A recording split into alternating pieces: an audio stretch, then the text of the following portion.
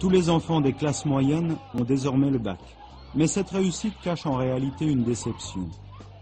En se généralisant, le bac ne constitue plus un passeport pour l'avenir. J'avais envie de parler d'un jeune homme un peu désespéré par un échec scolaire. Vous passiez un bac G, un bac à bon marché. Alors je l'ai mis dans une filière G. Je m'en excuse auprès de ceux qui font le bac G. J'ai pas voulu dire que le bac G était une nullité. J'ai simplement voulu dire que pour lui, cette filière-là était un échec. Dans un lycée poubelle, l'ouverture habituelle, des horizons bouchés. Votre question était, faut-il désespérer? Pour moi, personnellement, je suis allée en première G parce que je pouvais aller qu'en première G. J'avais des résultats médiocres en maths, tout ça. Et dire que c'est un bac à bon marché, c'est pas vrai. Parce qu'un bac, après tout, c'est un bac. En 2011, plus de 2 jeunes sur 3 parviennent à obtenir le bac. Mais ce précieux sésame ne sert plus à grand-chose, tout en étant devenu indispensable. Et on a le bac pour faire quoi? Pour on sait pas, mais on l'a. C'est ce qui compte. C'est le passeport pour l'université et pour l'avenir. Mais les études ne sont plus une assurance pour le lendemain. Le monde a changé. La crise pousse les employeurs à préférer des étudiants moins diplômés, mais opérationnels.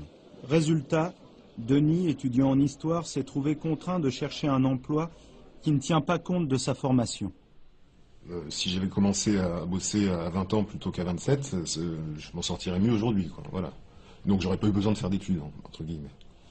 Ah oui, vous pensez ça? Vous avez fait des études. C'est-à-dire que moi j'ai eu des chefs de vente qui ont commencé très tôt à travailler, à 20 ans par exemple, donc qui ont fait très peu d'études, et puis qui, voilà, à mon âge finalement, étaient chefs de vente. Alors que moi j'étais simple commercial. Il y a pratiquement 10% de chômeurs.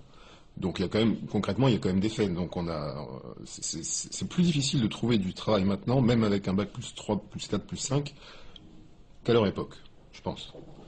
Et ça vous a fait, entre guillemets, regretter ou regretter? Ah non, je regrette pas du tout, non, parce que ça m'apporte tous les jours d'avoir fait ces études-là. Pour moi.